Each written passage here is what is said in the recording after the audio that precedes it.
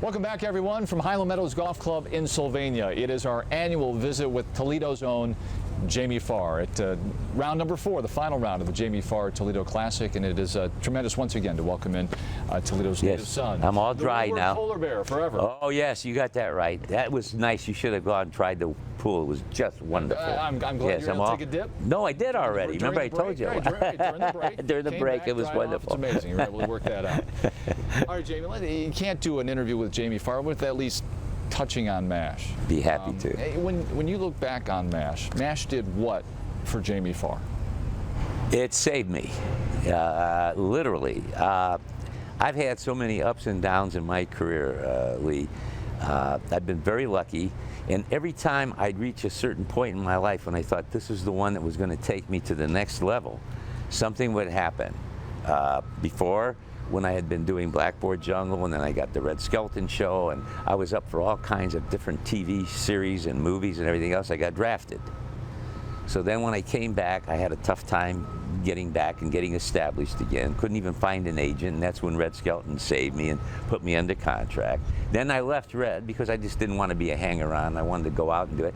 And then I had a struggle again, and thanks to Carl Reiner, I got a part on the Dick Van Dyke Show. But then after that, things didn't happen for me. So it was a constant struggle. Then I was so broke at one time that I used to go to church and pray to St. Jude, that was Danny Thomas's patron saint, to get a job. I mean, I was running out of unemployment, I was broke, I was dating my wife Joy at the time.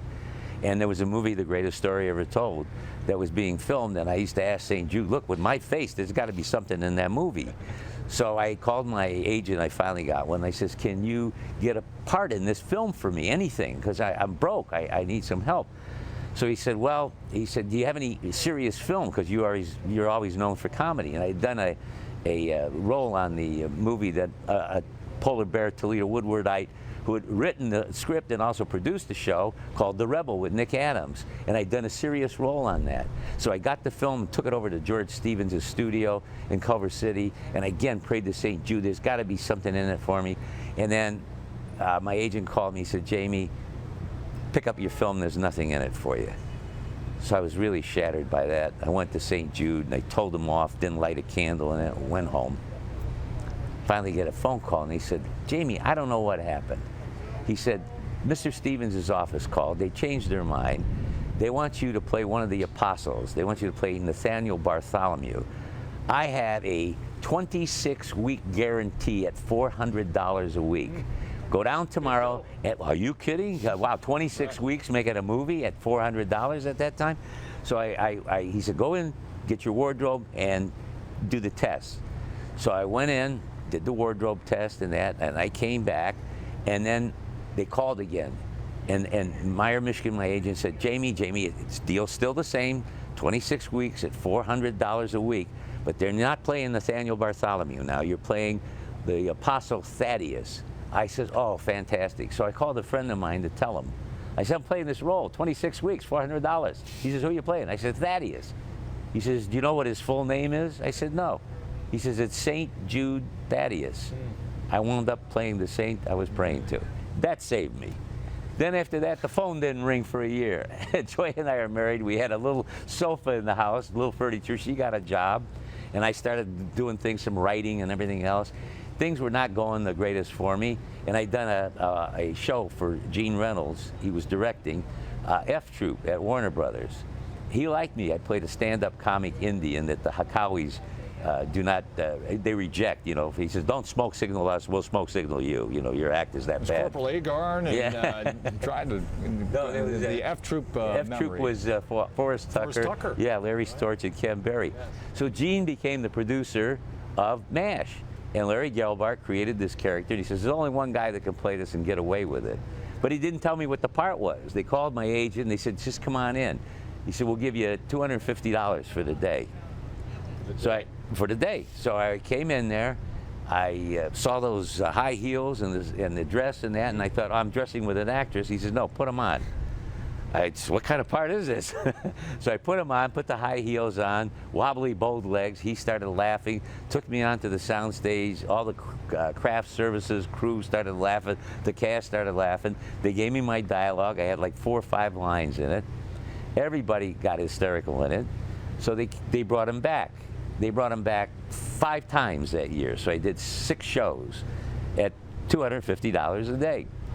The show got picked up, and they brought me back for 13 shows, little bit raise, and then in the 3rd year they put me under contract. And then from there on in, you know the rest of the story. My career took off. At what point did, working the show, did you understand the impact it was having on the country? I mean, sometimes you get inside that bubble. Yeah, what happens, like newspapers and critics and reviewers would do the analogy that it was comparable to the Vietnam War, which the producers, writers, directors, and some of the cast did. That was the parallel to the show. As I said, I was hired to play Klinger. I never got into any kind of the politics of the show or anything else. Yeah, make sure the check cleared every week. I had food on the table. My rent was paid. You tell me. I was like Boris Karloff. If I have to play Frankenstein, let me play Frankenstein. Get my check. I don't care. Yeah, where do I say? That show. Talk about this golf tournament enduring. That show endured. Well, it was at the end of that show, when I knew we were going out of production, that I took up the game of golf. Because I didn't know what was going to happen. Maybe I had to go back to St. Jude again, say, what's the rest of my life going to be? And so I picked up the game, figuring that it would be time consuming. I didn't know what other movies or TV things that I would have. And that's when Judd Silverman went to Don Michael, my buddy from our childhood days, who had been very successful as a businessman, and said, if you can get Jamie's name on this, I think we can make this as a stop. And if you donate money, and seed the tournament, and we'll find sponsors and that. So I said, sure. I'd played in the Dinah Shore. I loved it, and I'd be happy to put my name on it. So it's not hyperbole, at least in my estimation, to say that Toledo synonymous with glass, the Mud Hens, certainly Jamie Farr, but also your golf tournament. Well, actually, the Mud Hens, there were the 2 writers that grew up in one of the cities there. The Mud Hens played the team, okay? So they thought, gee, Klinger's this odd character. The Mud Hens definitely has to be his favorite baseball team, So they started incorporating that. And then Gene Cook, who watched the show, who had been the general manager, started sending us things to wear, on the show, and they all loved it. They thought it was great. And then I accidentally threw in Tony Pacos in a show that we were ad-libbing and then from that took off.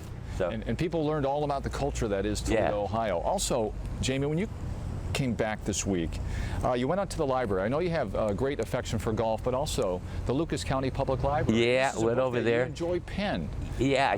Quickly, if you could. Okay, very quickly. We came up with this idea for a book. I had an imaginary camel on MASH called Habibi, which means sweetheart in Arabic. And we said, what if Habibi married a woman camel named Habiba? And they had a baby called Habibi. So we came up with this idea. I found an artist to do it, and we did a little story about how the 3 camels that brought the wise men to the manger were all relatives of this particular camel.